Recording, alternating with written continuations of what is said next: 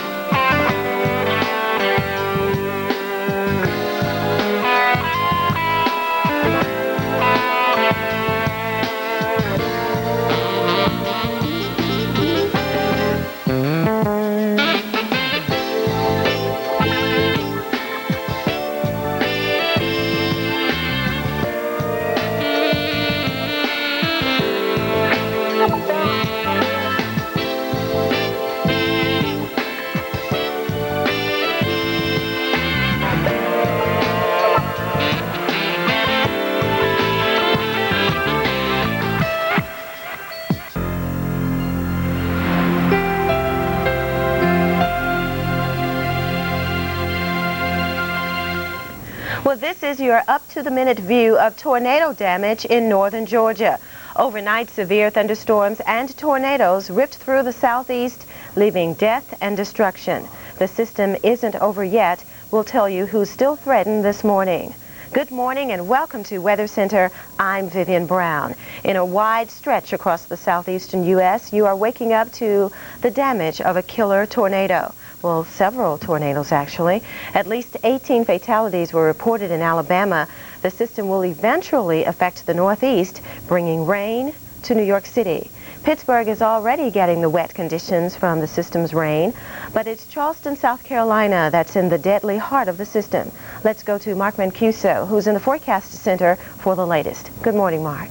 Thank you, Vivian. And a violent night last night in Birmingham, Alabama, too. More than 160 people have been treated in the Birmingham area, and reports of at least 18 fatalities there as severe storms came ripping on through. And with these severe storms, tornadoes, and baseball-sized hail, we've had reports in Birmingport of more than 100 homes either destroyed or heavily damaged, and those storms did rip their way eastward, and you saw some of the video of that damage in the Atlanta metropolitan area. There are still tornado watches this morning in the southeast for parts of South Carolina, Georgia, and North Florida. At the present time on the satellite, you can see the strongest storms here are over South Carolina, where we do have tornado warnings out for Myrtle Beach.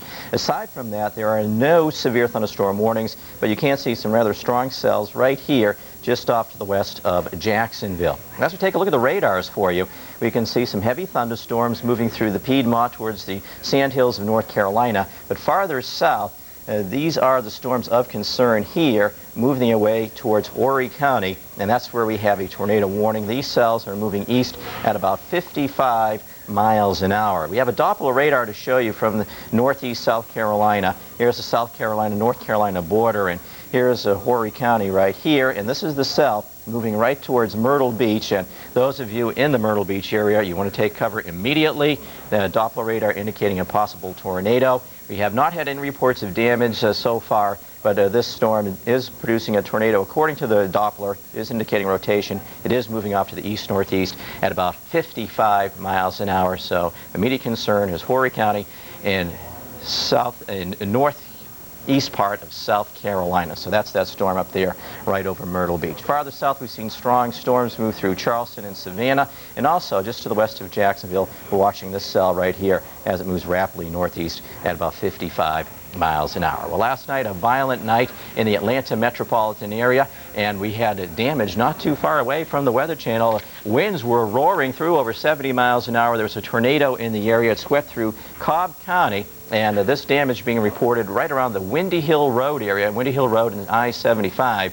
That is still closed this morning for morning commuters, and there you can see some of the damage.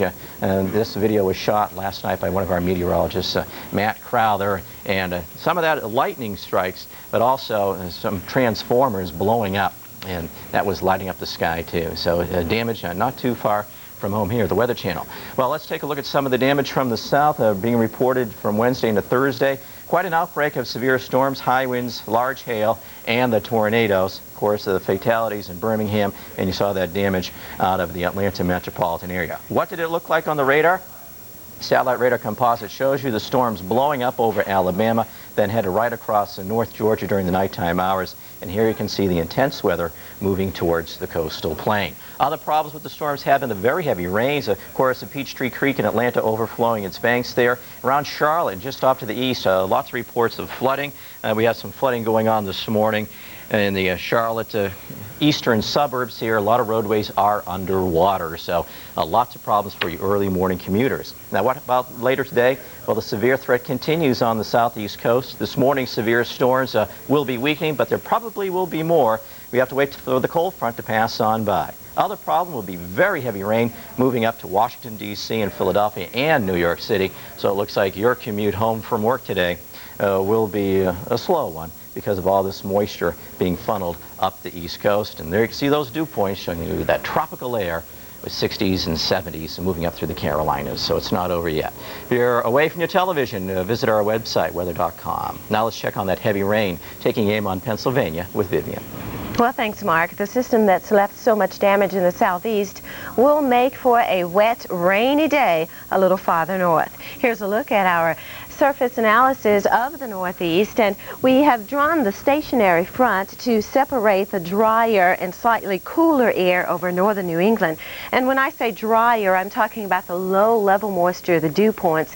They're not as high here as what we're finding over the mid-Atlantic and the southern Atlantic coast. That's why Mark was indicating that this is the area that is more volatile, more possible that we'll find more severe weather today. Ahead of it, though, just generally rain over Pittsburgh, and this will eventually move into the New York City area, Hartford, and New York City. A close-up look at the radar out of the area. We've had a few thunder showers just south of that stationary front in the D.C. area and near Baltimore, but the rain for the most